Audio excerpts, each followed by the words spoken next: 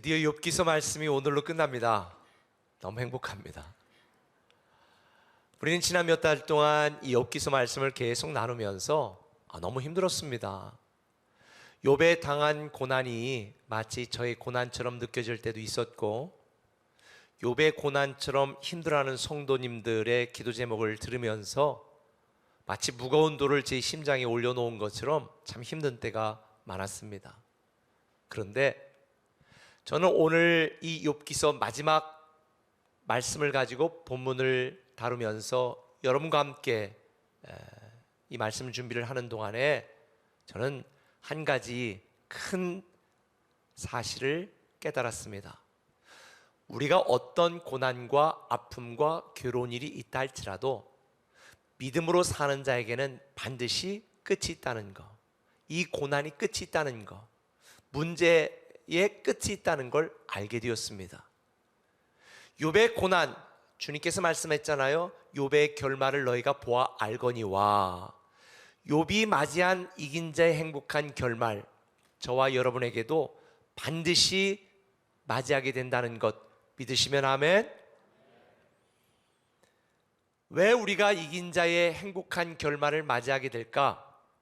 지난주 나눈 것처럼 우리가 믿는 하나님은 전능하신 나의 하나님, 사랑이신 나의 하나님이기 때문입니다.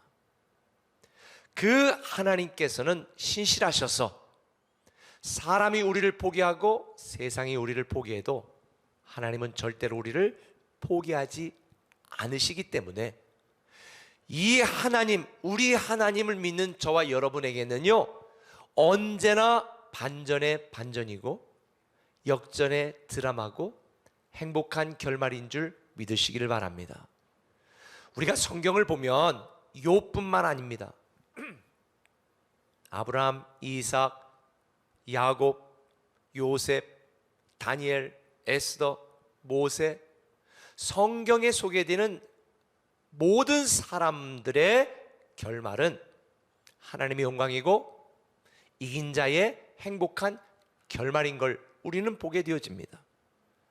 사실 이 모든 사람들의 시작은 고난이고 문제고 비통함입니다. 기돈 같은 사람도 굴 속에 숨어 있었습니다. 그런데요, 이들의 결론은 언제나 위대한 승리였습니다. 사망에서 생명으로, 슬픔에서 기쁨으로, 실패와 낙담처럼 보이는 그 상황이 위대한 승리가 된 것을 우리는 보게 됩니다. 그래서 성경을 읽다 보면요, 이 성경은 거의 60% 가까이가 하나님이 예언한 예언의 말씀으로 되어 있거든요.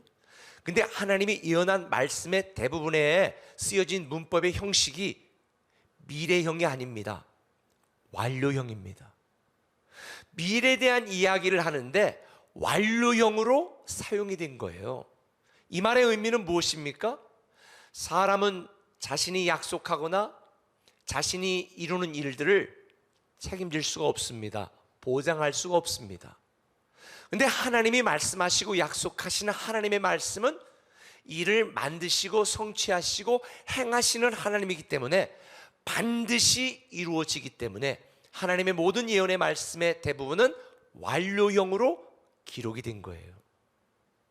얼마나 놀라운 일입니까?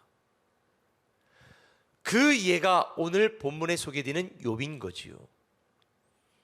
여호와께서 욥의 곤경을 돌이키시고 여호와께서 이전 모든 소유보다 갑절이나 주셨고 이에 그의 모든 형제와 자매와 이전에 알던 이들이 다 와서 그의 집에서 그와 함께 음식을 먹었다. 12절에 보니까 여호와께서 욥의 말년에 욥에게 처음보다 더 큰 복을 주셨다. 여러분, 이긴 자의 결론은요, 새로운 회복입니다.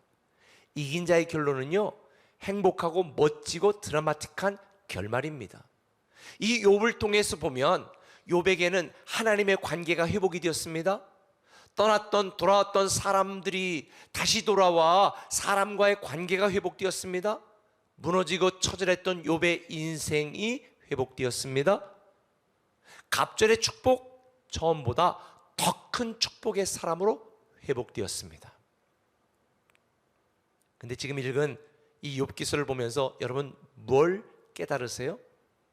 욥의 능력으로 회복된 게 아니에요. 욥의 실력으로 회복된 게 아니에요. 다 누가 한 거예요? 여호와께서 욥의 공경을 돌이키셨고, 여호와께서 욥에게 이전보다 더 풍성한 복을 주셨고, 여호와께서 처음보다 더 큰 복을 주셨다. 결국 우리 인생의 많은 문제와 어려움 속에서 새로운 회복, 행복한 결말의 시작은 여호와 하나님께서 하시는 일이라는 거예요. 다 하나님께 달렸다는 거예요. 오늘 이 욥기에 주신 하나님의 행복한 결말을 통해 우리가 배우게 되는 중요한 두 가지 교훈이 그래서 이것입니다. 진정한 회개가 있어야 한다는 것이죠. 하나님이 행하시기 때문에 우리가 하나님 뜻대로 살지 못하고 하나님께 순종하지 못했던, 하나님의 마음을 아프게 했던 우리의 모든 죄에 대하여 진정한 회개가 있어야 된다는 거예요. 그래서 6절은 이렇게 말합니다. 그러므로 내가 스스로 거두어드리고 티끌과 재 가운데에서 회개하나이다. 누가? 욥이. 욥은 하나님 앞에서 진정한 회개를 했습니다. 욥은 자기 의의를 기준으로 하나님이 불의하다고 말했던 죄를 회개했습니다. 무지한 생각으로 함부로 하나님을 판단하고 평가했던 죄를 회개했습니다. 깨닫지 말라고 깨닫지 못하고 어리석게 말했던 그 죄를 회개했습니다. 성경에 보면요, 모든 회복과 이긴 자의 행복한 결말은 회개로부터 시작됩니다. 예수님께서 이 땅에 복음을 전하기 전에 제일 먼저 하신 말씀이 뭐예요? 회개하라 였습니다. 침례자 요한이 제일 먼저 한 말이 뭐예요? 회개하라 였습니다. 진정한 회개가 있지 않으면 이긴 자의 결말을 맞이할 수가 없습니다. 이긴 자의 결말을 누렸던 욥도 회개로 시작하고 있습니다. 무슨 죄를 회개했는가? 잘못된 주장과 생각과 신앙을 회개했습니다. 여러분, 이 죄에 대하여 여러분들이 잘 알으셔야 될 게, 세상에서의 죄의 기준은 도덕성입니다. 세상 사람들은 도덕성을 기준으로 해서 죄인이다, 의인이다, 착하다, 나쁘다를 판단합니다. 물론 하나님도 도덕성을 기준으로 우리의 죄의 유무를 말씀하시기도 합니다. 그러나 근본적인, 하나님이 싫어하시는 근본적인 죄의 기준은 도덕성이 아닙니다. 자기 기준으로 살고 내 자아를 주장하는 죄를 진짜 죄라고 말씀하시는 거예요. 저와 여러분, 우리 사람은 하나님 안에서 살도록 창조된 존재입니다. 그러므로 하나님을 떠나고 하나님을 기준으로 삼지 않고 하나님 중심으로 살지 않으며 하나님 뜻대로 순종하지 않는 것, 그게 바로 죄인 것입니다. 그런데 욥은 이걸 깨닫지 못한 채 친구들과 도덕성을 기준으로 하는 죄의 기준으로 친구들과 논쟁했습니다. 욥기 13장 23절 이하를 표준 세번역으로 보면 이렇게 말합니다. 내가 지은 죄가 무엇입니까?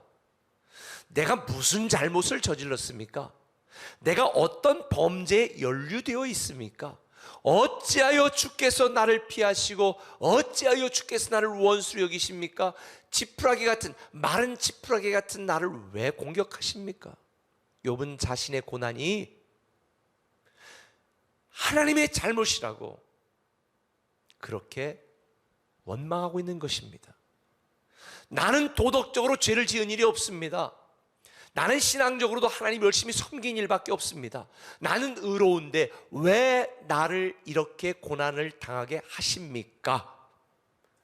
한술 더 떠서 욥의 친구들은요, 야, 하나님이 의로우신 분이야, 너 뭔가 죄를 지었으니까 그렇지, 생각해봐, 너 신앙적으로도 뭔가 죄를 지었으니까 그런 거지, 빨리 회개해. 친구들은요, 욥을 닥달했습니다. 그러니까 욥이 너무 억울한 거예요. 나는 도덕적으로 죄를 지은 것도 없고 내가 신앙적으로 열심히 섬긴 일밖에 없는데 왜 내가 회개하고 하나님의 진노를 받아야 되는가? 이런 욥의 억울한 심정은 탕자 비유에 나오는 처자들도 마찬가지였습니다. 처자들이 아버지에게 분노합니다. 분노한 이유가 뭐였어요? 아니, 재산을 다 말아먹고 허랑방탕한 그 동생이 돌아왔는데 잔치를 베풀어주고, 나는 지금까지 아버지의 명을 어긴 일이 없고 아버지를 도와 순종하고 열심히 일했는데 어찌 나에게는 염소 새끼 한 마리 준 일이 없습니까?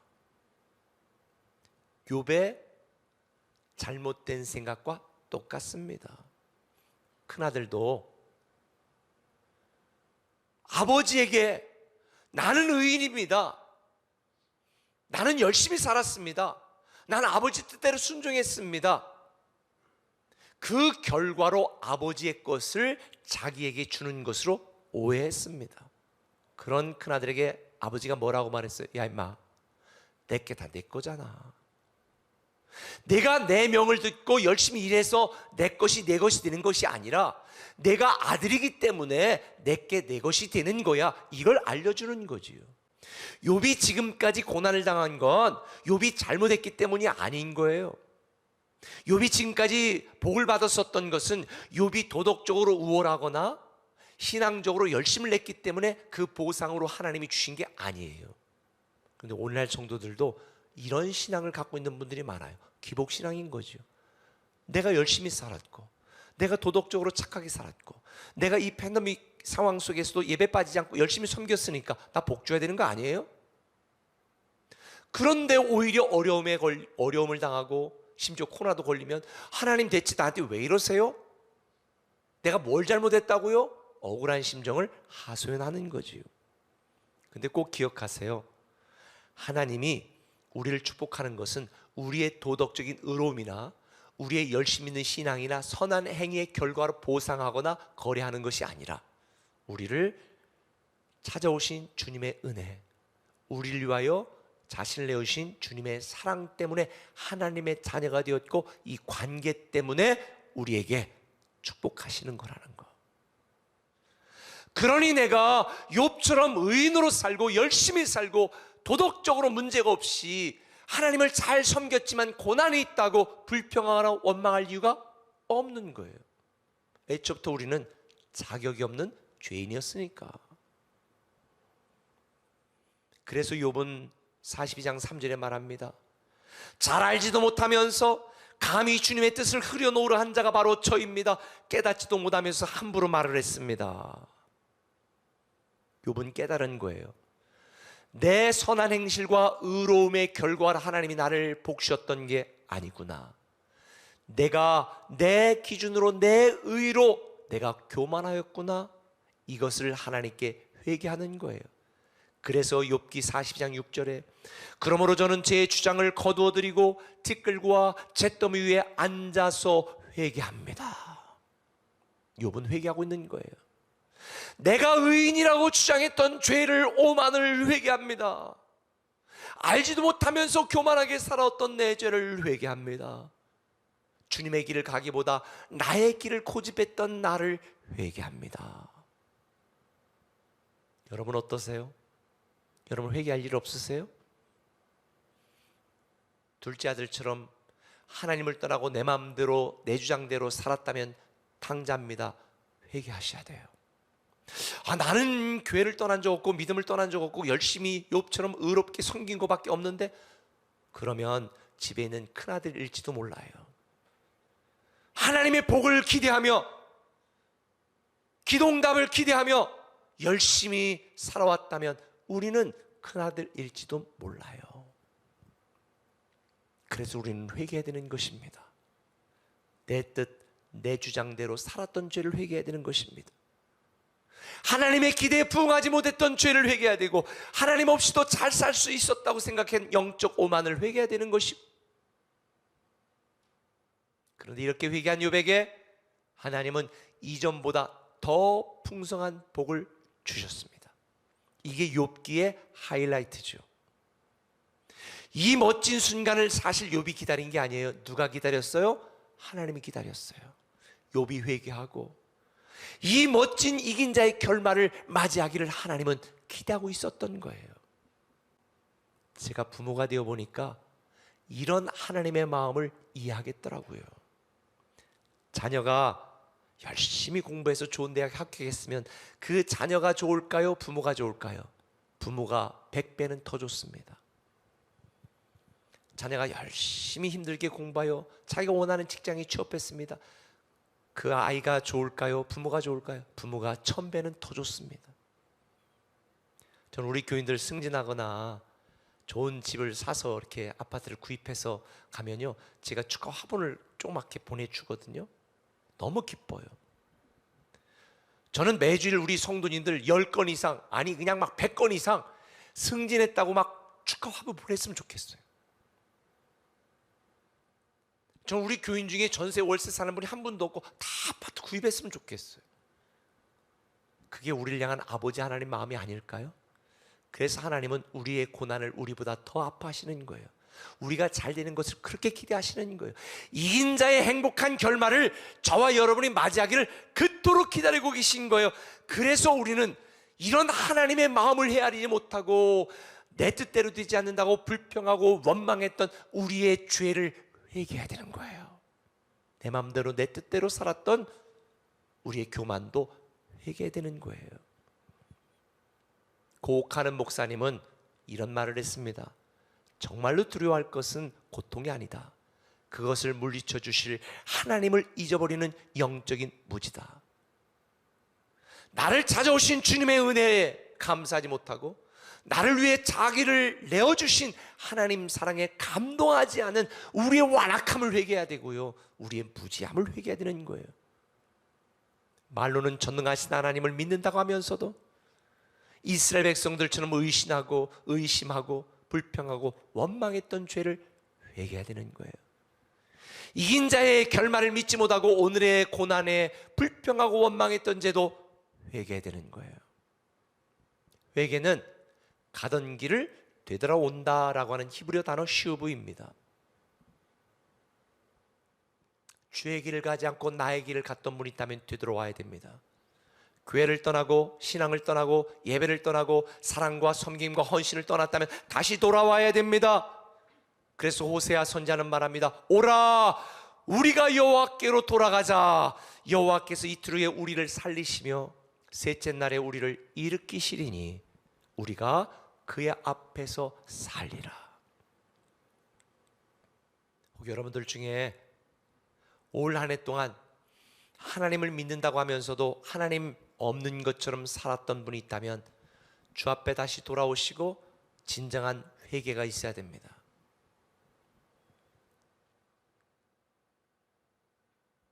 많은 사람들이 그렇게 말해요. 하나님이 살아계시면 이 죄악된 세상을 빨리 멸하시고 주님 다시 오시지 왜 이렇게 미적거리시나? 이유가 있습니다. 베드로 사도가 3장 9절에 이렇게 말합니다.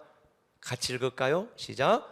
주의 약속은 어떤 이들이 더디다고 생각하는 것 같이 더된 것이 아니라 오직 주께서는 너희를 대하여 오래 참으사 아무도 멸망하지 아니하고 다 회개하기에 이르기를 원하시느니라. 아멘. 아무도 멸망하지 아니하고 다 회개하기를 기다리시기 때문에 유보하고 있는 거예요. 그런데요 10절은 말합니다. 그러나 주의 날이 도둑같이 오리니 그날에는 하늘이 큰 소리로 떠나가고 물질이 뜨거운 불에 풀어지고 땅과 그 중에 있는 모든 일이 드러나리로다. 지금 저와 여러분은요, 우리가 살고 있는 이 시대가 주님이 가까이 오실 날이 임박했다는 모든 여러 징조들을 보고 있습니다. 그래서 우리는 깨어 있어야 되고요, 진정한 회개가 있어야 됩니다. 올 한 해 동안 욥처럼 내가 부분적으로 알고 있는 하나님을 쉽게 판단하고 평가하면서 하나님 뜻대로 살지 못했던 우리의 죄를 진정으로 회개하는 오늘 이 시간이 되었으면 좋겠습니다. 진정한 회개가 있다면 그 다음에 해야 될 두 번째 일이 있죠.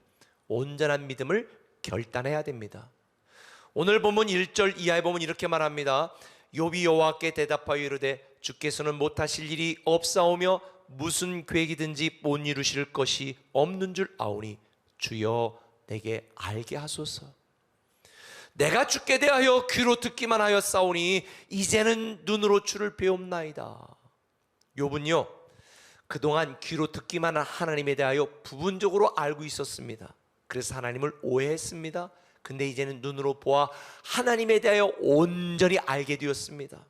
하나님이 어떤 분인지를 고백합니다. 주께서는 못하실 일이 없사오며 무슨 계획이든지 못 이루실 것이 없습니다. 온전한 믿음을 갖게 된 것입니다. 온전한 믿음이라고 하니까 여러분들이 오해하실 수 있는데, 내가 온전한 믿음을 갖는 것, 내가 뭔가 잘해서 온전한 믿음을 갖는 것, 이걸 의미하는 게 아니에요. 솔직히 우리는 인간이기 때문에 의심할 때도 있고 쓰러질 때도 있고 넘어질 때도 있어요. 불평할 때도 있죠. 절대 우리는 온전할 수가 없거든요. 온전한 믿음이라는 게 뭐냐? 욥은 지금까지 하나님을 이해하려고 그랬습니다. 부분적으로 알고 있는 하나님에 대해서 오해했습니다. 근데 이제는 아하, 지금 내가 이해할 수 없어도 하나님은 다 계획이 있으시구나. 지금 내가 알지 못해도 하나님은 다 하실 수 있구나. 이 하나님이 어떤 분인지에 대한 온전한 믿음을 가진 거예요. 그러니까 내가 온전해지는 게 아니라 하나님이 어떤 분이구나, 정말 창조주 하나님이시구나, 이거를 온전히 알게 되니까 지금 내가 당하는 고난과 고통이 이해되지 않아도 기다리게 되고 인내하게 되고 버티게 됐다는 의미인 거예요. 한번 따라합시다. 하나님은 다 계획이 있으시다. 다 계획이 있으시다. 하나님은 다 하실 수 있으시다. 다 하실 수 있으시다. 이 하나님을 믿는다면요, 지금 내 상황과 환경과 내가 겪고 있는 문제가 이해되지 않아도 하나님 원망하지 않아요. 감사해요. 왜? 하나님은 다 계획이 있으시니까. 하나님은 다 하실 수 있으니까. 이 하나님을 믿는 게 온전한 믿음입니다. 사람은 하나님을 이해할 수가 없어요. 욥의 친구들처럼 자기 생각, 자기 신학, 자기 주장을 가지고 하나님을 판단하고 평가하고 이러지 마세요.